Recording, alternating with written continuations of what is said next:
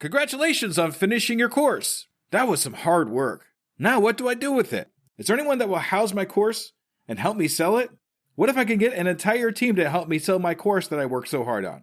Have I got a discovery for you? The Great Discovery not only has a place for your course, but a network of affiliates that are eager to sell your hard-earned course creation. Want to make a little more money so you can build your course or invest in yourself? Opportunities for all this and more await you at The Great Discovery, or go to tuepodcast.net/discovery for more information. Once again, that's tuepodcast.net/discovery for more information about how to join The Great Discovery now. This is an Undiscovered Legacy production and proud member of PodNation Media Network. Hello, Skoob believers, and welcome to episode 108 of the Undiscovered Entrepreneur, and it's me, Skoob, coming at you whatever device you happen to be listening on. All right, before we get started here, I did something a little bit different, not exactly part of the podcast, I guess, but something different. I started a Facebook page for my experiences that I have at the restaurant that I work at. So look in the show notes and you can see my getting basted family. You can see the customers that I have fun with. And I don't know, just to see a different side of me that's not like here on the podcast, but in real life. You know what I mean? So look for that in the show notes. If you want to check that out, that would be amazing. All right, today's entrepreneur is Nicole. Now, Nicole is a gifted bipolar writer who turned her mental health journey into a superpower, launching a successful publishing business that helps others share their stories and embracing their own authentic truth. We're going to discover how Nicole transforms her greatest challenges into stepping stones for success, creating a unique business model that values storytelling over profit, and turning her once hidden bipolar diagnosis into a cornerstone of her personal brand. We're going to learn powerful entrepreneurial wisdom from someone who took the leap just months ago, as Nicole shares how releasing control, embracing fear, and finding your true authentic voice can help you build a business that's both sustainable and deeply meaningful. So, ladies and gentlemen, let's listen to Nicole. Are you ready to unlock your entrepreneurial potential? Are you ready to break free from all the barriers holding you back? Then you've come to the right place. Welcome to the Undiscovered Entrepreneur, your first step in getting across the start line. I'm your host and guide, Skoob, and I'm here with one mission: to help you overcome the obstacles standing between you and the start of your adventure. Whether you're dreaming of launching a startup, creating the next big app, or turning your passion into a thriving business, this podcast is your launch pad. Together we'll navigate the challenges, overcome hidden boundaries that stop us from starting, and learn how to overcome them with the help of others and experience them right along with you. So are you ready to take that crucial step to transform from aspiring to inspiring? Then let's get across that start line together, right here, right now, on the Undiscovered Entrepreneur.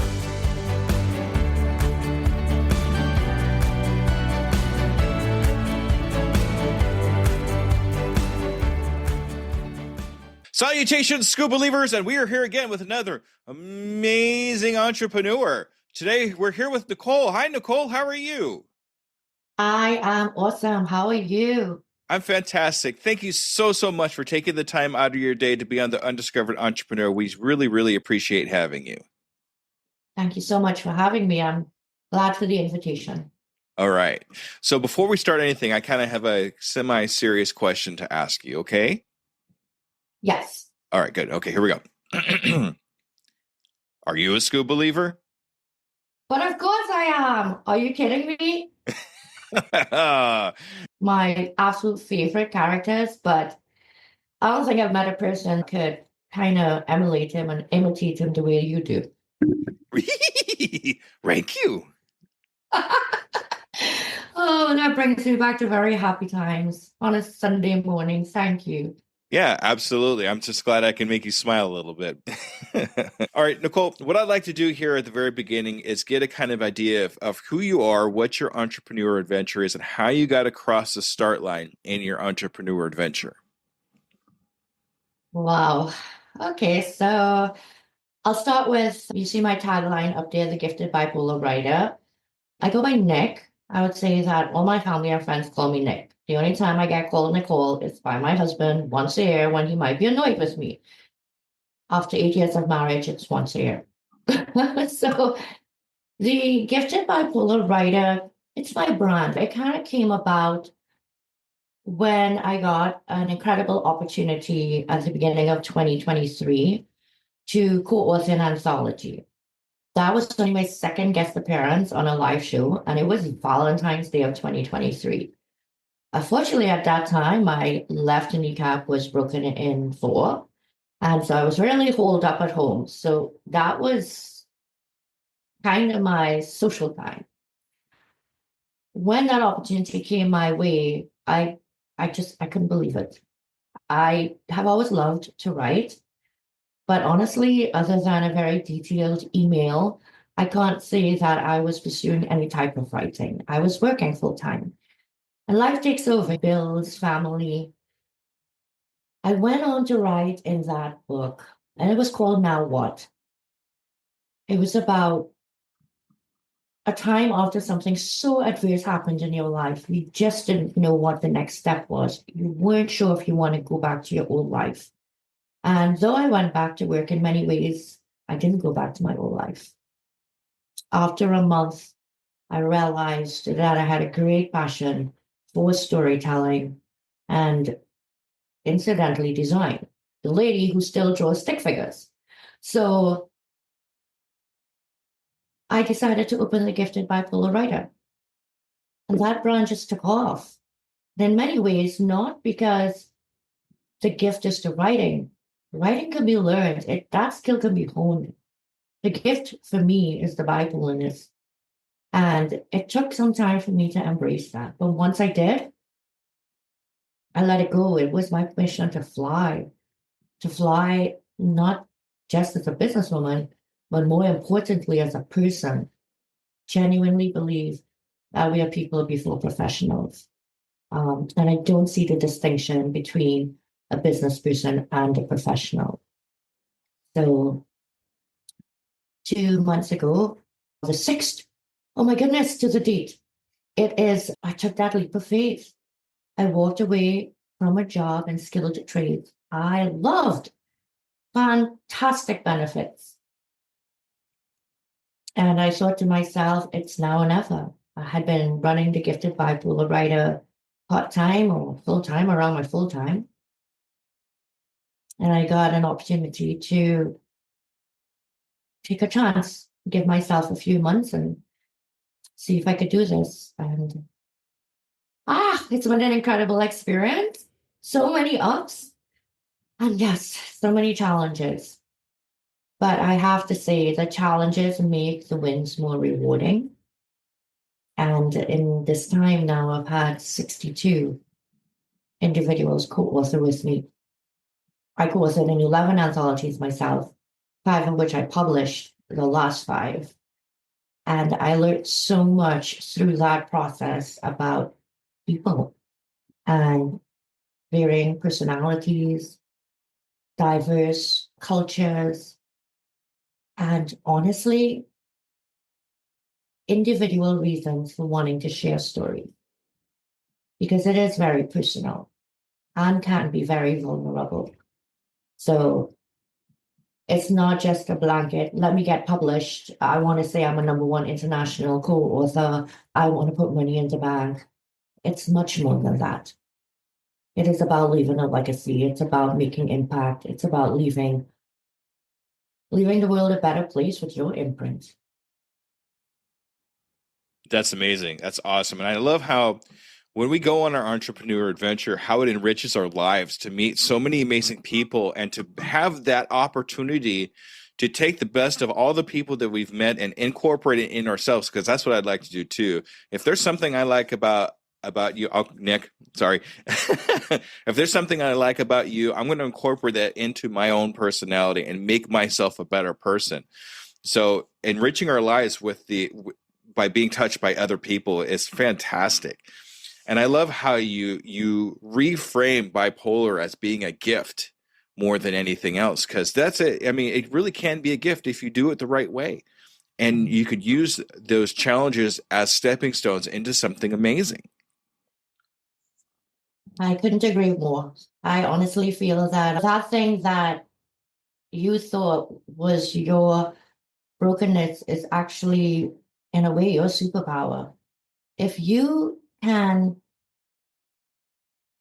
find the help you need to be on solid ground and not wake up feeling like you're 6 feet under, there's a whole world there to you, because you're not battling some of the things that you're battling or we're battling on a daily basis anymore, right? You have that sense of freedom now because you've accepted and you've embraced and you've decided to take all the spikes and plunges, not the hills and valleys, and pour that into the emotion that needs to be evoked in your readers when you write. Writing is very healing. It is very empowering. And writing doesn't mean that you have to be published. Not at all. Not at all. If you're the only one that ever sees it, that's fine. But that to me is just another step. And when I started guiding brilliant writers, founded by the gifted bipolar writer, I kept the GBW Publishing tagline. Because as with the gift of bipolarness, the guiding brilliant writers, the brilliance, it's not the writers. The brilliance are the stories. My job as a publisher is to, yes, do the proofreading and the editing, but story development, so that I could help you bring out your story in your voice, the way you want it told, not the way I want it told as the publisher, the way you want it told. It has to be the message that you want to convey.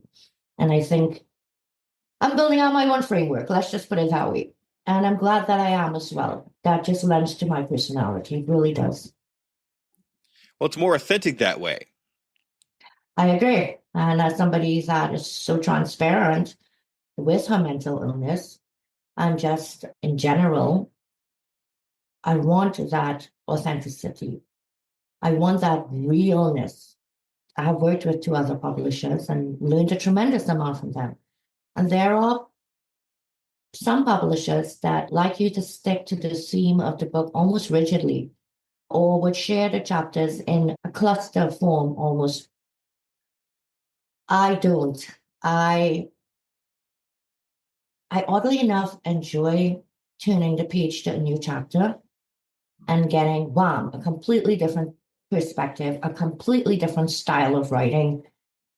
Here are 21 people, that's what my anthologies have been, writing their story about a theme, yes, but from their eyes and their experiences and their hopes and their dreams, in the manner in which they write and where they're at.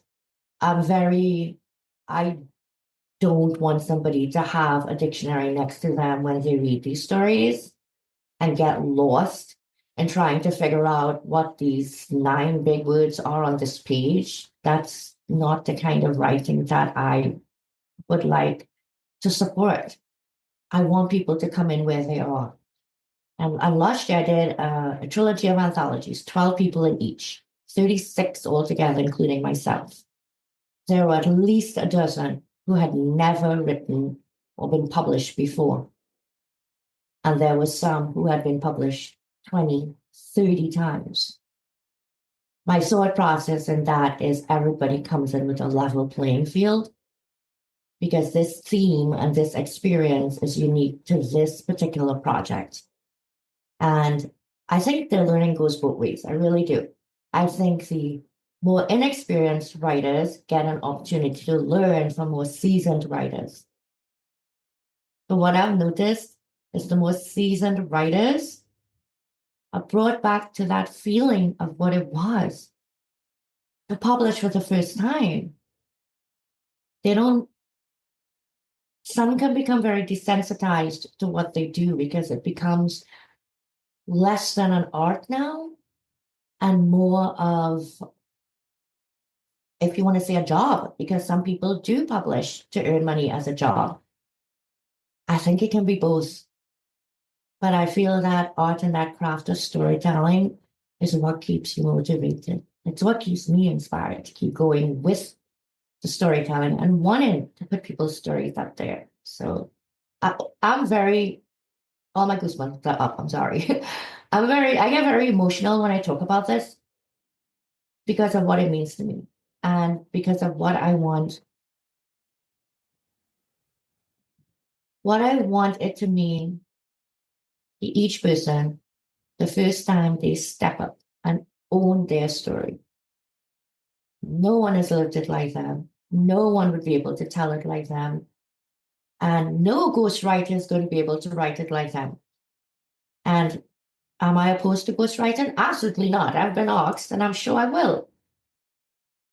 But don't not give yourself that chance. It's the same thing with entrepreneurship.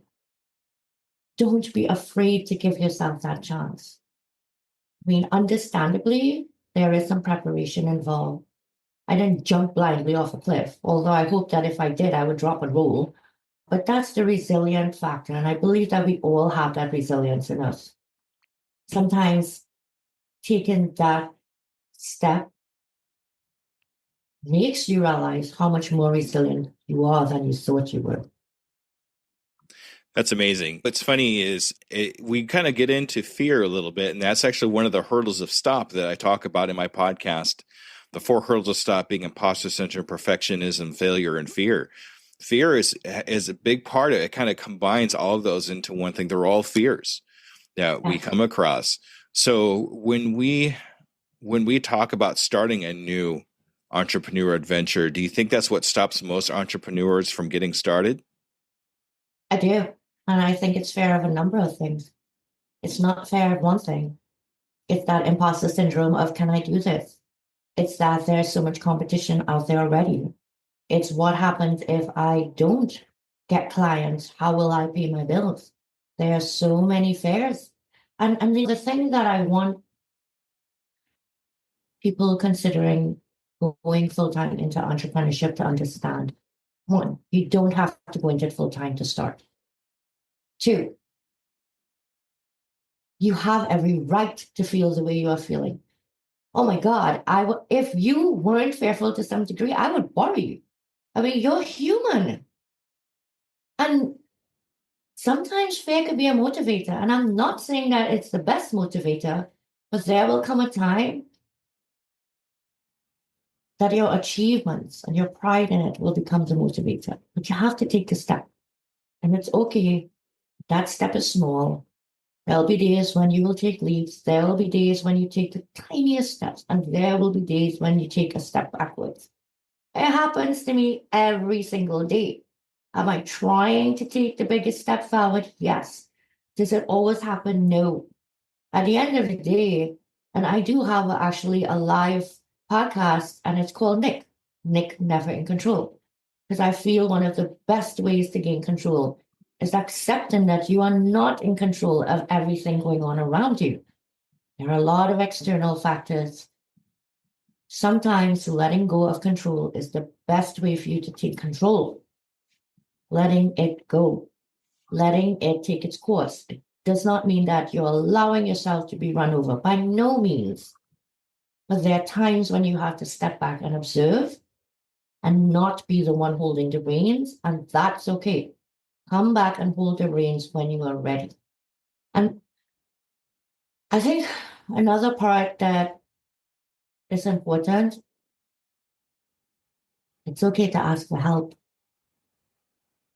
It is so okay. I couldn't be where I was today if I didn't want this so desperately that I would say, hey, can you help me? Can you teach me? I admire that you do this. Have some people said, no, yes, that's okay. Maybe some people don't have the bandwidth. Maybe some people want to hold their knowledge to their chest. For me, knowledge is a waste if you're not sharing it. For me, I'm competitive, but I don't believe in competition. I think there's more than enough out there for all of us. Jesse might love the way that I function as a publisher and he aligns greatly with me.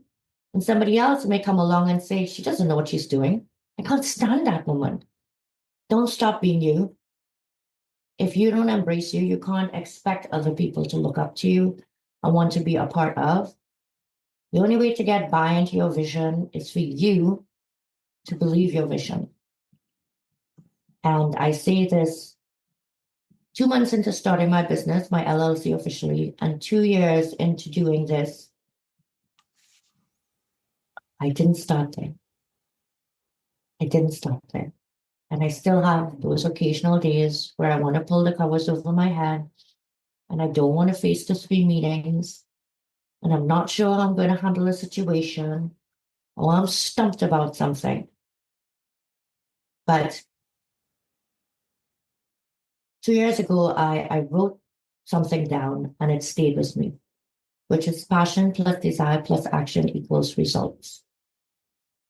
It doesn't start with having the money in the bank. It doesn't start with having all the time in the world. It starts with a passion that's igniting inside of you that makes you want to get out of bed in the morning. And it's the first thing you want to run and do. And that's what was happening with my full-time job. I started wanting to run to my laptop and write.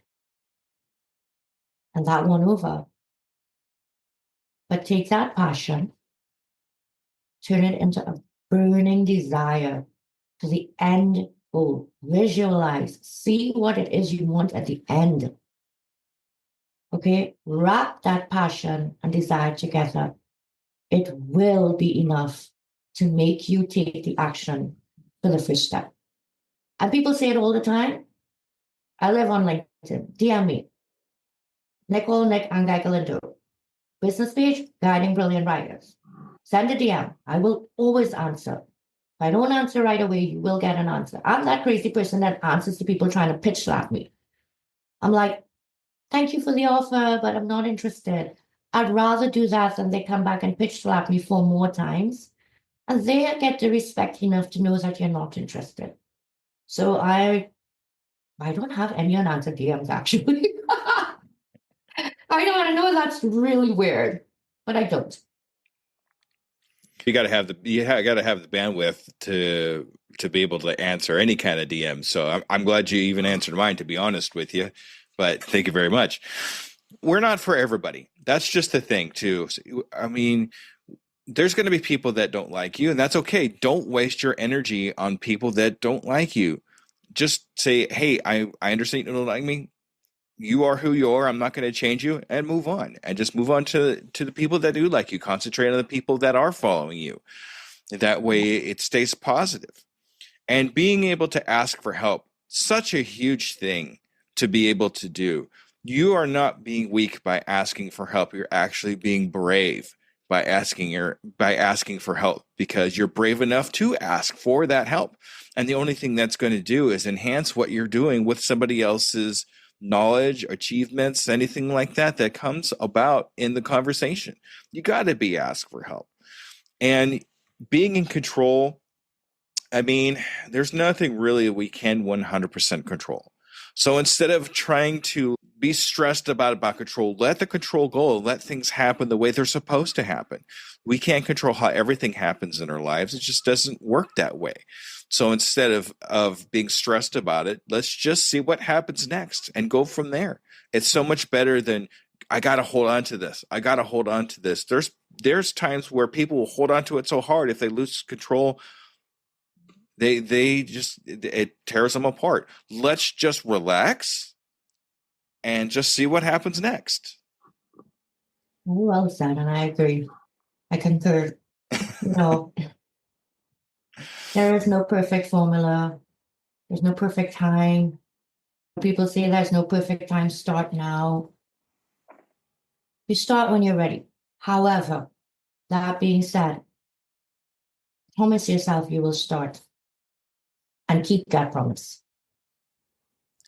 As long as you're doing something, whether it's just read a book about something you're very interested in, or talking to somebody that's interested in the same subject as you, as long as you take that step across the start line, that's what I call that, is getting across the start line in some way, shape, or form. It could be small. It could, just like you said earlier, it could be a little small step. It could be a big leap. As long as you're doing something to move along, Mm-hmm. Gotta move the needle. And I don't know if this is okay. If it's not, I guess you could tell me, shush. But I want to give an opportunity to people. So next week, I am starting a brand new series called The Person Behind the Pen. It's going to be every Tuesday and Thursday at 6 p.m. Eastern. This is an opportunity for all the co-authors who have written with me to come on and do a live reading of their chapter and a chapter discussion. Now, if they aren't comfortable reading it, I am more than happy to read it, of course, because not everybody's comfortable reading aloud. But the point is, you purchase the book, you read the story, you say, oh, I love this person's story. I love that person's story. Who is the person behind it? What was their motivation and inspiration for sharing it? What about you? Maybe you considered writing. You don't know where to start. Maybe you considered writing and you look at a few of these episodes and you go, nope, that's not for me. Maybe you walk away understanding the expectations going through the publishing process a bit better. And after that, I encourage you, if you do want to write and publish, go and look up 2 other publishers. Go and follow them. Go and see what their thread is like. It's the same thing as test driving a car at a few different dealerships. All right? It's an investment. And in this particular case, other than personal gain, there is no guaranteed ROI. Okay? So it's something some publishers promise. I never have and never will. I will not promise that you will be a #1 international bestseller. I will not promise you will sell 5,000 copies. I will not promise you will be on the New York bestsellers list. I'm very transparent. And a lot of people have said to me, you're crazy. Like you talk about your business, not business, my personal business, or what I do in business so much. And you know what I say? If somebody emulates me because they think it's a good idea, kudos to me. Kudos to them too. I can't help everybody. They're going to go help other people. So I am very transparent. You will get that with me. I'm very understanding, but I believe on the opposite side of empathy is accountability. So if you do choose to work with me, I will hold you accountable. It does not mean that I am not understanding and forgiving of things that happen in life, those never in control moments, because they happen. In fact, during the trilogy last year, one of the co-authors lost her brother in a terrible accident. Okay, she almost did not continue. Another, and a more recent one, lost her mom, I think it was. She almost didn't continue. And there was never pressure. They both chose to continue. I gave them the latest possible deadline. There was a last chapter to be edited. And do you know, both those people came back and said how grateful they were, as painful as it was to write. They needed to do it to honor the person, to honor the promise to themselves, to give that person a legacy, and to heal, to start the road to healing. That's fantastic. The person behind the pen, is that gonna be a podcast, or what is the format of that? Yep, we're live Tuesday and Thursdays at 6 p.m. Eastern.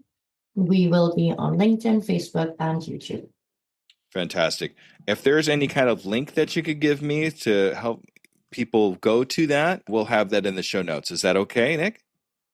Yes. So I would give the LinkedIn page for Guiding Brilliant Writers, or if you just pop in search Guiding Brilliant Writers, the show would always, the event and which courses being featured would always be there. And next Tuesday, we have Jenlyn Elford, and Jenlyn is an absolute powerhouse. She's been through a tremendous amount in her life, and she's a huge advocate for people with disabilities. She lives an amazingly prosperous life from her chair. I have hired her to work from time to time with me. She's just a person I admire very, very much. And she also has her own live podcast. So you would find that as you move in certain circles, the opportunity to take your connections into more of a networking and then deeper friendships is there. Don't ever feel that you need to stop searching for the people that you would align with. Like Jesse said, it's okay and not in a bad way that everybody's not for you. You're not for everybody either. And that is not a bad thing. It does not mean a bad thing. Good God, there better be differences between me and Jesse, just as there would be things in common. How boring would this world be if we all walked around like a bunch of clones? I would hate it. I want that you have a differing opinion than I do. Doesn't mean that we can't discuss it and be civil about it. Maybe you'll even get me to see a bit of the way you see things. But that mutual respect has to be there. And I honestly feel it starts with transparency. I will not say or do anything on social media that I would not say or do in real life. The persona is not there. The mask is not there. It's too tiring.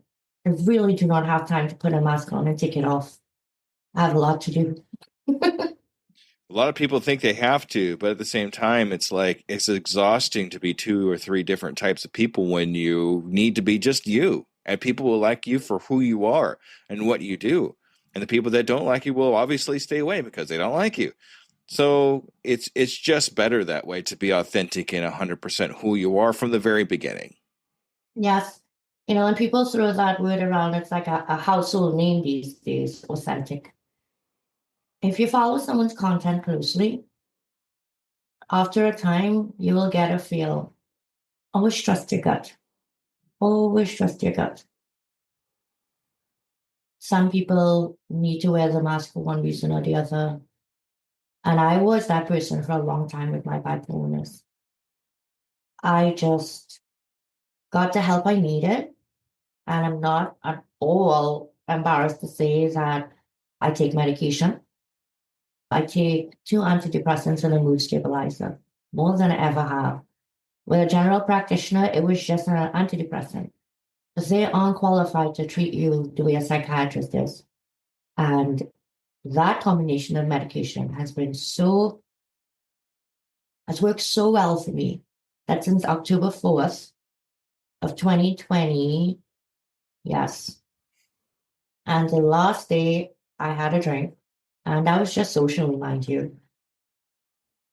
My life has, my God, my life is something I never thought it could be. And this has nothing to do with the business and everything to do with the fact that I wasn't in a fog anymore.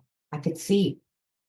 And yeah, I was a little bit afraid of what I saw because I was finally seeing through non-foggy glasses. And it took a while. For a while, I was like, is this what happiness is? This is so blah. But there came a time as well where there was just gratitude. Gratitude that I purchased my first home and I never thought I'd be there. That I started a new job in a culture that adored me and took me for who I was because I was brave enough to go in and say, look, this is who I am. Okay, I wear my emotions on my sleeve. As far as I'm concerned, it's not a sign of weakness, it's a sign of strength. I understand if you can't deal with it, you can just smile and walk past me and say good morning, but this is who I am. There's something else I do want to share. A short while ago, I started a program called Our Bipolar Brilliance. I started that as a support group, but I want to say it more as a meeting of minds. I'm not a doctor. I'm not a certified therapist. I'm a woman that's been living with bipolar disorder for 30 years. I'm bipolar 2. My father's bipolar 1, non-functioning since I've been 15. I have a couple of family members with schizophrenia. And the hardest part for me is my father's the one person I can't reach.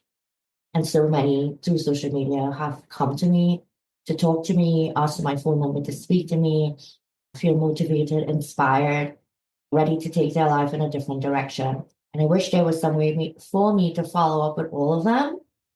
So I did start this. It's a small subscription based once a week for an hour. And it is for people who are bipolar with their support partner. And each time you will get to meet my support partner, which is my husband. He's very shy, but he knows how important this is to me. And that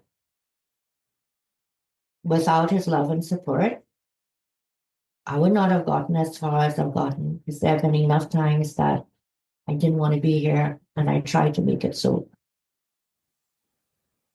So Yeah, I it's told you great. I was transparent. Yeah.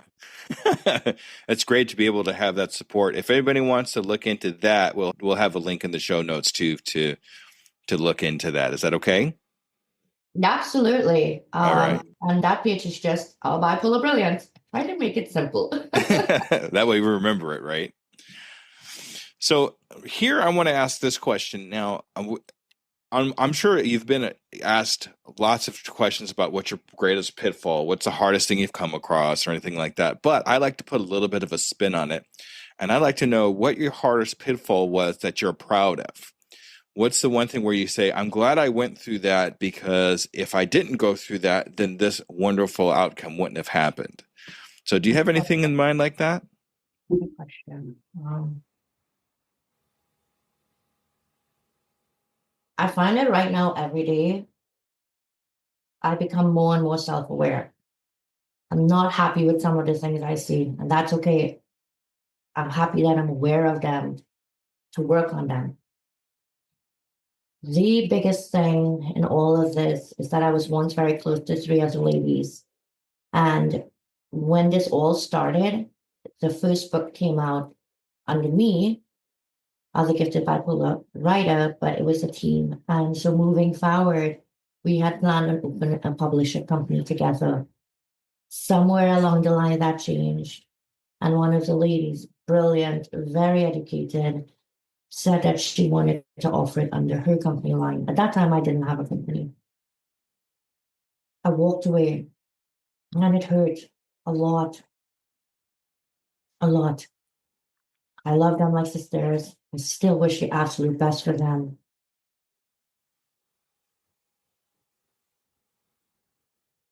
If I didn't walk away at that point in time and I didn't preserve my desire for this to be more than profitable, and mind you, I was very different position. Okay, I worked full time, so it was not my bread and butter. That allowed me to build deeper connections and friendships because I wasn't looking at people as potential clients to earn money. I was looking at people, how can I make them as excited to take the opportunity I did to write? And I walked away from what I felt could have turned into something that was money centric versus being what I had a vision for it. And it's not that I wasn't willing to share. Of course, under the realm of a publishing company with the forest, not under the name of one who was established already. I wanted to share around it all. That was a hard lesson for me, really hard. I was part of a thriving community at that time, and that choice involved stepping away from that as well. And I lost myself for a little while. I cried. I felt very lonely. I wasn't sure what I was about anymore. And when I came back from it, I realized that I kept growing. And more than anything, that growth is now organic. And that made me very happy. Social media is a big part of my life. It's how I get out there what I do. And in a time when the algorithms are tough, it's changing, constantly changing. I would say my impressions sometimes are not more than 300, but my engagement is up big time. And what does that tell me? It's not that people are just scrolling and seeing you and sticking around for a couple of minutes. They care enough to know what you're doing that they want to stay and comment. In 2 months, that business page has gone to 300, a little over 300 followers. I'm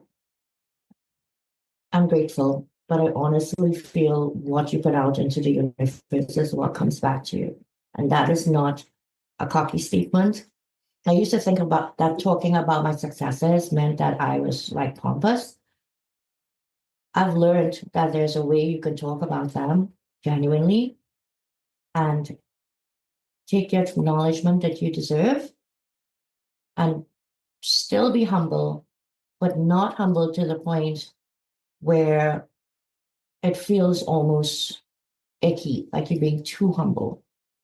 And It's just a reminder that, as with everything in life, there's a balance. And that balance isn't always 50-50. But you got to strive for the balance. I mean, being too much one way can be tough. Here, am I going to contradict myself? You ready? Being one way could be tough, yet I have my core values and I hold on to them. So there you go again. Always two sides of the same coin. Always. Well, that's how you keep that balance, though, right? You got to be on both sides of it to be able to understand how it all works. So it actually makes perfect sense to me. You're not so much contradicting yourself, but balancing yourself out. So that's quite the story. Thank you so much for sharing that. That's amazing. Wait, blah, blah, blah, blah, blah, blah, blah. Thank you, editing. Okay, so right, fun, but meaningful. And in this day and age, time is of the essence to everyone, right? And not discounting entertainment time scrolling through TikTok, which I'm not on TikTok, but people want value. And so therefore, I would hope that anybody that spent a half an hour with us took some value away from this. This is why we do these things. This is why we share our stories.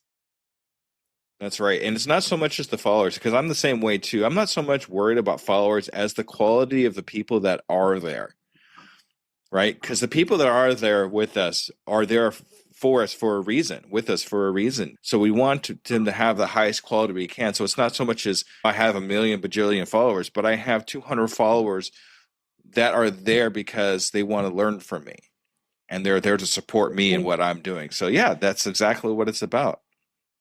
Right there with you. I would rather one really genuine, heartfelt comment, which tells me you read the post and you want to take the time to express your perspective, than 10 great posts. Yeah. Exactly. Oh boy. So you know that my audience is brand new entrepreneurs that are just getting started in their entrepreneur adventure and getting across the start line. But if you came across somebody yourself that was just getting started, what kind of advice would you have them? What kind of advice would you give them? What steps would you have them take?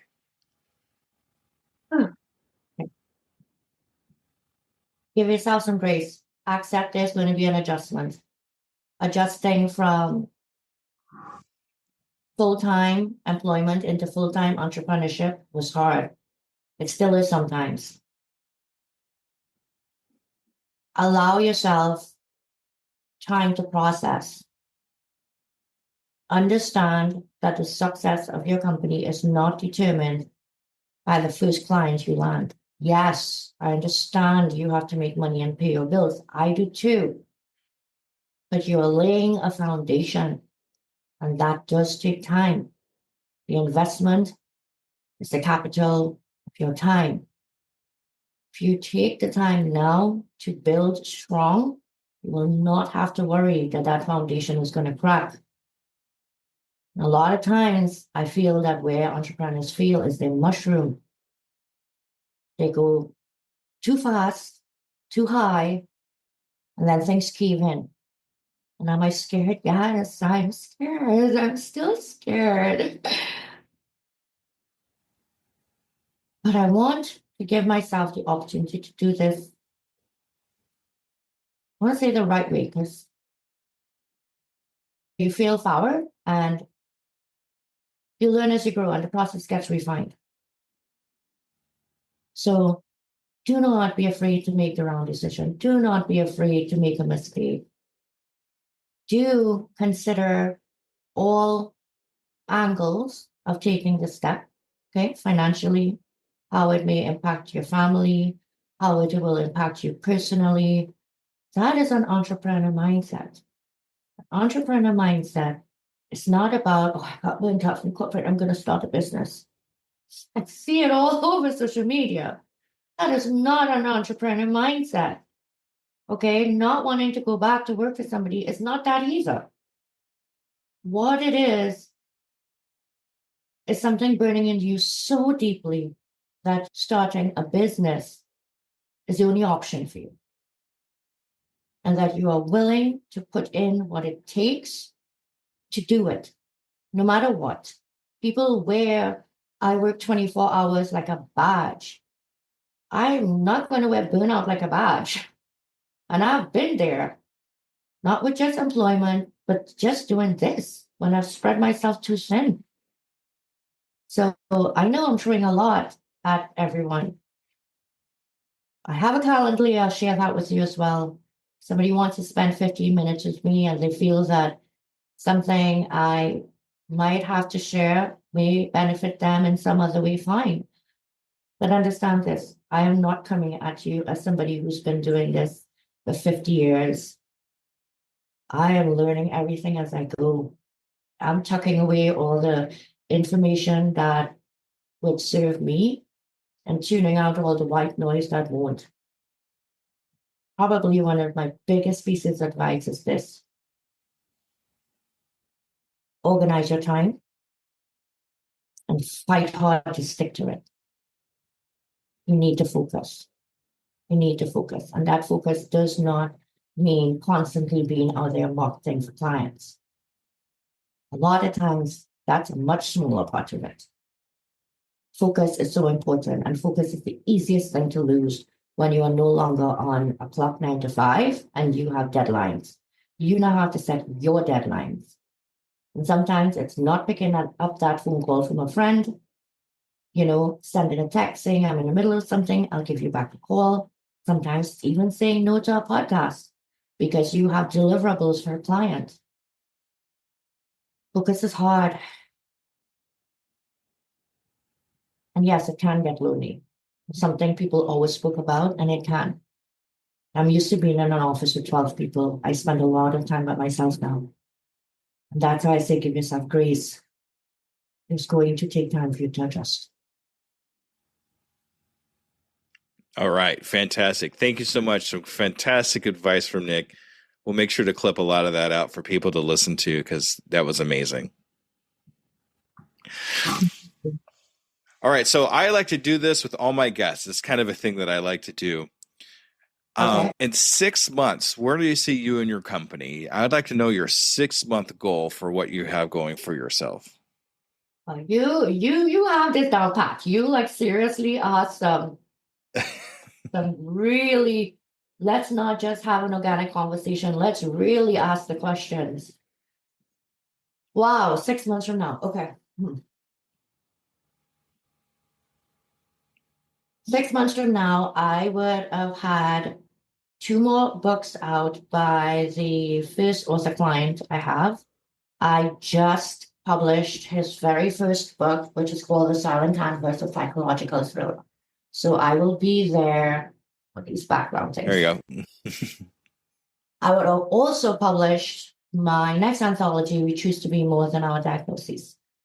I want to be well into writing my first solo book, which is going to come as a trilogy, which I want to launch early next year. 3-part short read, just 100 pages each book, nothing crazy. And I already know it's going to be Bipolar Me, My Bipolar Blessing, and Bipolar and Loving It. So I have my 3 books. That's a tough goal because I will be doing this alongside running anthology projects, which could last 3 months, as well as publishing for individual authors. Where I want to see myself in 6 months, and before that, is my website up and running functionally. I want to see myself building out my YouTube so I can reach a wider audience. I want to, and this is going to happen very soon, I'm no longer going to be exclusive to Amazon. I'm going into worldwide distribution. So now these publications can be available in stores like Barnes and Nobles and stuff like that. It will be on their websites, mind you.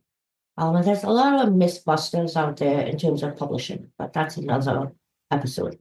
So essentially, where I see myself in 6 months is being able to progress double what I had progressed in the last 2 years, because now I have double the time to invest compared to when I was working. Can those goals change? Yes. Am I willing to pivot and adapt? Yes.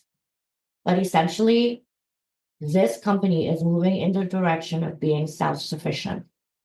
Now moving in direction of becoming a gazillionaire. Okay, I'm not going to set unrealistic goals, but I wanted to be self-sufficient enough that even if I never make what I was making, the decision was not just monetarily, but was to improve the quality of my life and a chance to live it before I am too old to run around in the backyard with my puppy.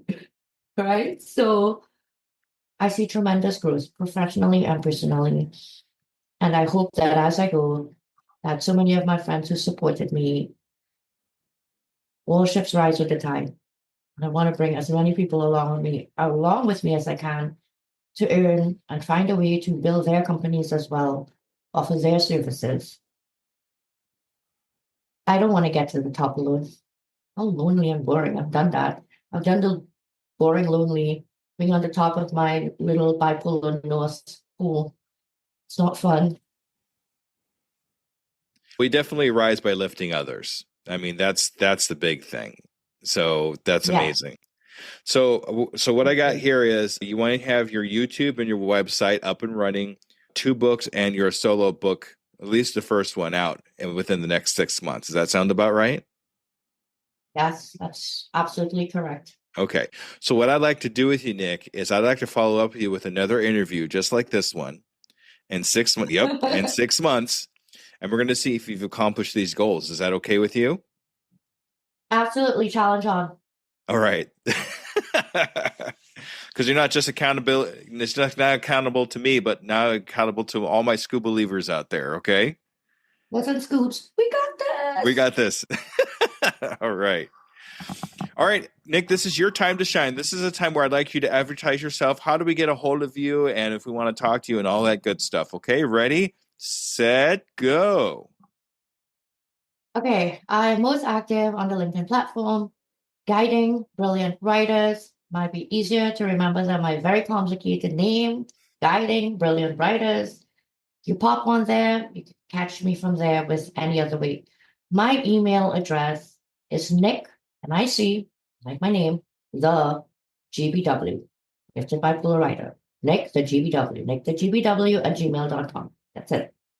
So you can drop me an email, tell me whatever you want to talk about. I could share my Calendly and stuff like that.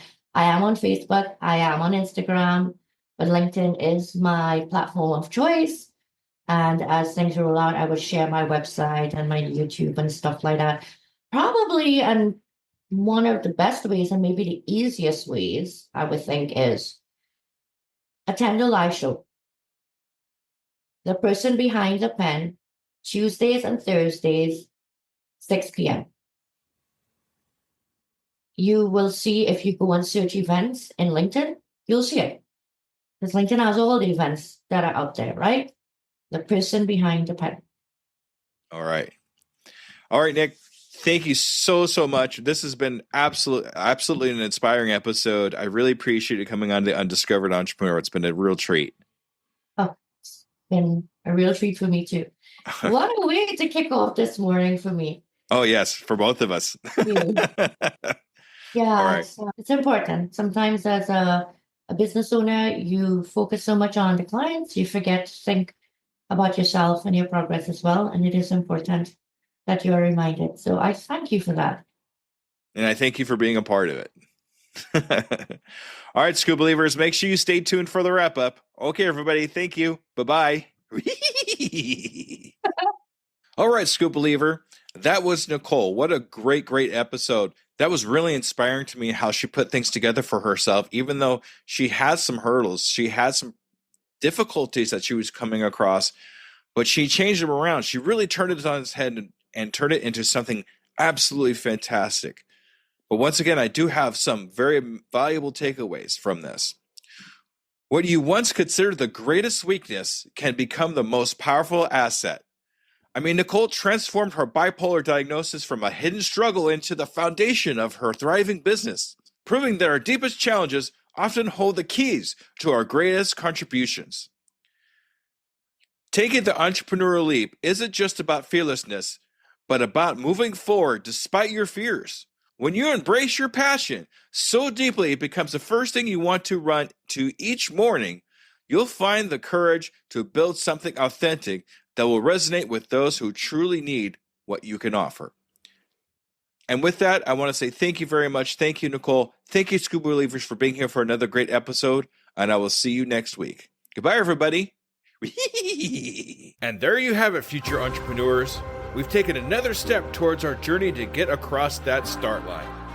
Remember, every great business starts with a single idea and the courage to pursue it. You've already shown that courage by joining us here today. As we wrap up this episode of The Undiscovered Entrepreneur, I want to remind you that the start line isn't as far away as you might think. With each bit of knowledge you gain, each fear you face, you're getting closer to launching your dream. Until our next episode together, keep pushing, keep dreaming, and most importantly, keep taking those steps across the start line. They'll all add up to big strides in your entrepreneur adventure. This is Skoob, your guide across the start line. Remember, your future is waiting. I can, I am, I will, and I'm doing it today.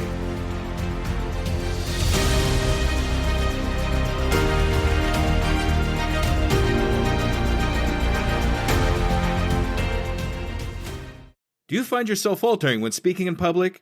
You definitely know what you're talking about, but you just can't seem to get over the horrific fear, and imagining people in their underwear is just not working. Whether you're gearing up for a big presentation or just looking to improve your daily communications, Leslie Fiorenzo is your go-to resource for mastering self-promotion, facing your audience fearlessly, and communicating with authority. Don't miss out on your opportunity to elevate your game. Contact Leslie Fiorenzo now, or go to tuepodcast.net/speak to step into the spotlight with confidence. Your adventure in public speaking mastery starts here and now. Don't wait to get your voice heard. Book your free consultation at tuepodcast.net/speak to start your adventure in speaking excellence today.